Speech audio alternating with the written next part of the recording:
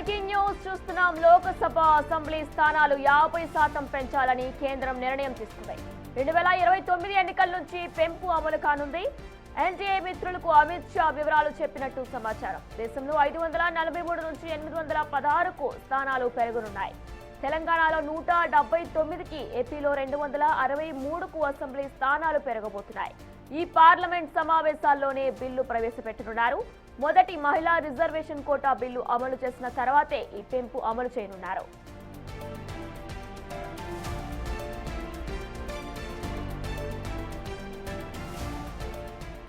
ఇక లోకసభలో అసెంబ్లీ స్థానాల్లో 50% వరకు కూడా పెంచాలంటూ కేంద్రం నిర్ణయం తీసుకుంది. ఇక ఇదే నేపథ్యంలో 2029 ఎన్నికల నుంచి కూడా ఈ పెంపు అమలు కాబోతుంది. ఎన్డీఏ మిత్రులకు అమిత్ షా వివరాలు చెప్పినట్లు కూడా సమాచారం. ఇక ఇదే పరిణామంలో దేశంలోని ఇప్పటికే 543 నుంచి 816కు స్థానాలు పెరగనున్నాయి. ప్రస్తుతం తెలంగాణలో చూసుకున్నట్లయితే 179కి, ఏపీలోని 263కు అసెంబ్లీ స్థానాలు పెరగబోతున్నాయి. ఇక ఈ పార్లమెంట్ సమావేశాల్లోని బిల్లు కూడా ప్రవేశపెట్టనున్నారు. మొదటి మహిళా రిజర్వేషన్ కోటా బిల్లు అమలు చేసిన తర్వాతే ఈ పెంపు అమలు చేయనున్నట్లు తెలుస్తుంది.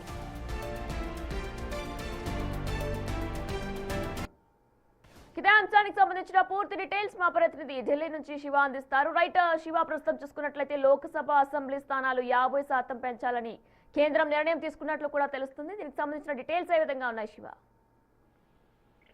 రైట్ వినయ, త్వరలోనే ఈ లోక్సభ అసెంబ్లీ స్థానాలకు సంబంధించిన డీలిమిటేషన్ బిల్లు అనేది పార్లమెంట్ లో పెట్టబోతున్నారు. బిల్లు పెట్టిన తర్వాత దీనికి సంబంధించి 50% వరకు కూడా సీట్ల పెంపు అనేది జరగబోతుంది. ఈ పెంపు అనేది 2029 ఎన్నికల నుంచి అమల్లోకి రాబోతున్నాయి. దీని ద్వారా ఇటు మరోవైపు రిజర్వేషన్ బిల్లు కూడా పెంచుతున్న నేపథ్యంలో ఈ సెషన్ లో పెట్టాలని యోచనలో కేంద్ర ప్రభుత్వం ఉంది. దానిలో భాగంగా ఆ బిల్లుకు సంబంధించి కూడా అన్ని పార్టీలతో సంప్రదింపులు కూడా జరిపినట్లు కూడా తెలుస్తోంది. ఒకవేళ ఇప్పుడు మహిళా రిజర్వేషన్ బిల్ అనేది తీసుకొస్తే కనుక మొత్తం సీట్ల సంఖ్య కూడా భారీగా పెరగబోతుంది. మొత్తం దాదాపు 8 పార్లమెంట్ లో 816 వరకు కూడా సీట్ల సంఖ్య అనేది లోక్సభలో పెరగబోతుంది. దాంట్లో మహిళలకు 273 సీట్లు రిజర్వ్ చేయబడతాయంటూ కూడా కేంద్ర ప్రభుత్వ వర్గాల నుంచి సమాచారం అయితే అందుతోంది. అంటే లోక్సభ మరియు రాష్ట్ర శాసనసభలో 3/4 సీట్లను మహిళలకు రిజర్వ్ చేసే సవరణ బిల్లు 2011 జనాభా లెక్కల ఆధారంగా రిజర్వేషన్ కల్పించాలని కూడా కేంద్రం కోరుతోంది. దానికి సంబంధించి కేంద్ర హోంమంత్రి అమిత్ షాతో సహా ప్రభుత్వ సంబంధించిన ప్రతినిధులు ప్రతిపక్ష పార్టీల నాయకులతో సమావేశం కూడా జరిగింది నిన్న.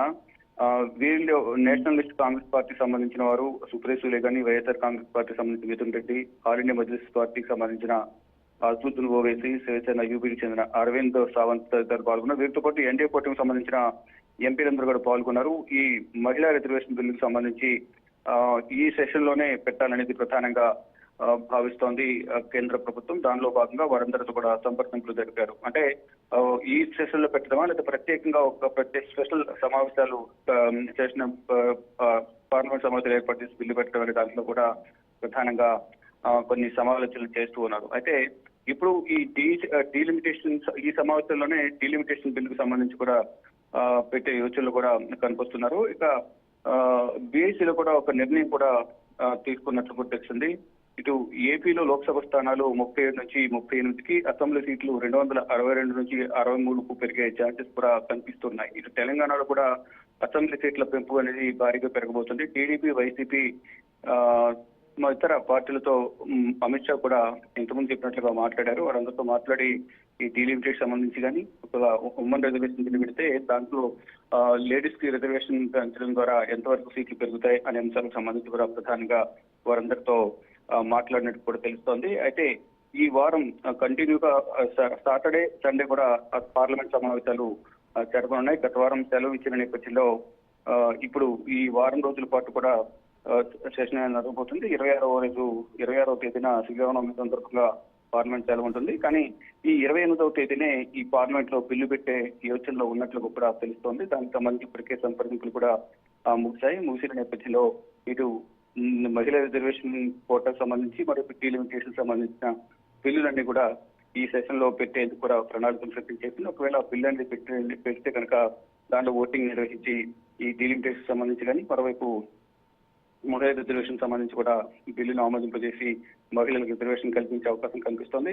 కల్పిస్తే కనుక ఇటు దాదాపు ప్రజెంట్ ఉన్న 543 లోక్సభ స్థానాలు గాను 816 స్థానాలకు పెరగబోతున్నాయి. దాంట్లో 273 మహిళలకు రిజర్వేషన్ కల్పించడంలో భాగంగా వారికి 273 స్థానాలు దక్కబోతున్నాయి. అలాగే రాష్ట్రాల వారికి కూడా అసెంబ్లీ స్థానాలు కూడా భారీగానే మహిళలకు పెరిగే ఛాన్సెస్ అయితే దీన్ని బట్టి కనిపిస్తూ ఉన్నాయి. వినయన. Right Shiva, thanks for the updates.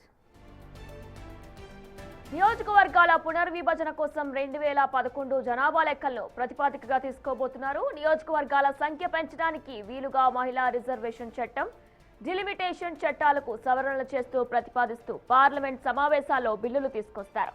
అయితే లోక్సభలో బిల్లు ఆమోదం పొందిన తర్వాత కేంద్రం డిలిమిటేషన్ కమిషన్ ఏర్పాటు చేసి సీట్ల పెంపు కార్యక్రమం పూర్తి చేస్తుంది. సీట్ల పెంపు దామాష ప్రకారం ఎస్సీ, ఎస్టీ రిజర్వేషన్లు కూడా పెరుగుతాయని భావిస్తున్నారు.